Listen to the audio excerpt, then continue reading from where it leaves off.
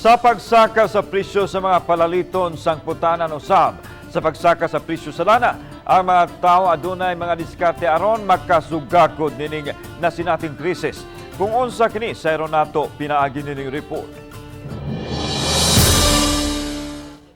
Si JR nang hinabuhi isip pungko-pungko vendor, admitido nga 80% sa iyang kita ang apektado tungod sa kamahal sa mantika nga 110 pesos na ang matag kilo.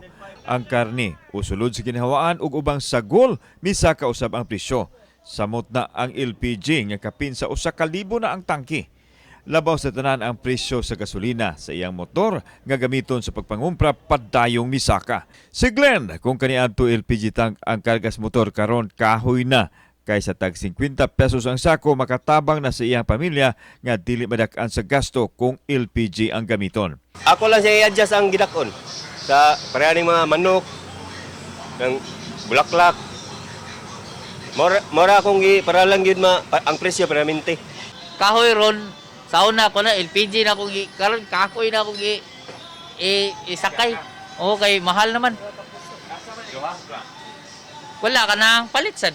Si Shirley, nga tindira sa merkado, mipili nga magstay-in na lang sa iyang amo aron makadaginot sa pamiliti kung mupauli silang balay. Pasalamat gani mi nga nagstay in mi kay para ang among pamiliti sila iuli.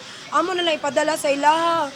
Ang mga habal-habal driver, mitiyabaw na usab, gustuhon man nilang muhunong sa pagpamasero apan dili mahimo kay maokni ang gisaligan sa ilang pamilya.